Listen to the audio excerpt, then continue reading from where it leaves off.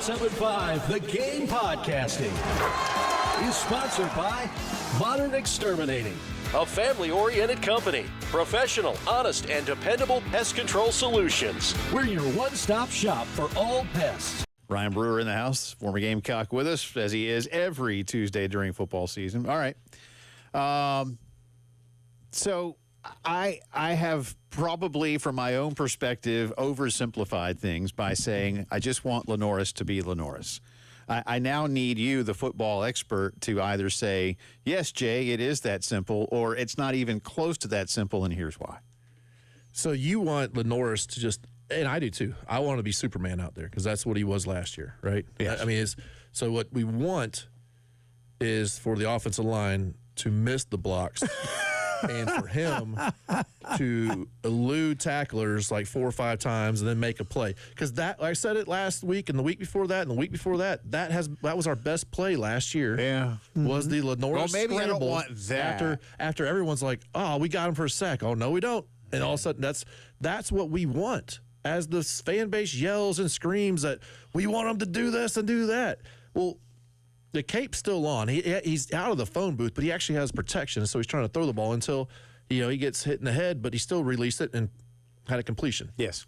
So do we think that he's – and I think Shane alluded to it a little bit. It's not like we're saying, hey, man, I don't want you running anymore. Right. I don't think there was a ton of design runs for LaNorris last year. I really don't. I don't think that's what we're saying. Oh, let design run. We had 2 that were fairly, and this is the frustrating part for me is can we script the whole game? Can we not just the first series? Can we script the whole game? It doesn't matter what it is. I'm scripting it. Ain't that the truth? It's like on play 17. Yeah, but it's 3rd and 20. I don't care. We're running a 2-yard route. It's on the script. It's there. And everyone knows it's wristband 17 times. We did this 20 times in practice. We know what to do. So because we are awesome with scripted the first year, or at least we were. So it seems. Vandy and Virginia Tech, those first drives were beautiful, weren't they? Yeah. It's sort of like when like people always say about airplanes, why don't you build the airplane, have the same stuff you build the black box, and the black box always survives. Why don't you build the airplane, how would you build the black box? It's sort of like what you're saying.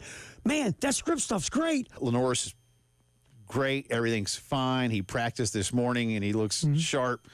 That he's not going to say anything, and I think you and Ryan kind of countered with, or you still wait until the absolute deadline. Yeah, because you make Drinkwitz work. Even though Drinkwitz said today they're preparing for the offense. I was going to say, Eli Drinkwitz had his press conference at the exact same time Shane had his, and he was asked about going against Luke Doty, and in so many words, Eli, and he's right with this, he said, look, those 2 guys are asked to do similar things, are built similarly. So we're going to practice for South Carolina's offense with a dual-threat quarterback. Right. So, Eli's keeping it easy. And look, is Luke Doty, LaNorris Sellers? Of course not. But, again, you got dual-threat guys. The offense is kind of running the same. Obviously, Luke doesn't know the offense like LaNorris Sellers. He doesn't run it with the ones in practice, blah, blah, blah.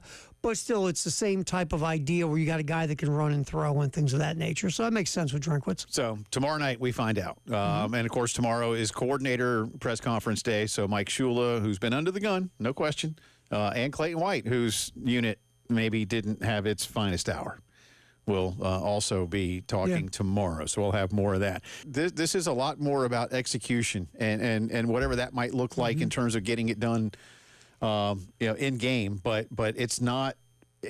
And I'm with him. After watching again on Sunday, I was like, man, open, missed block. Oh, you need to hit that hole earlier.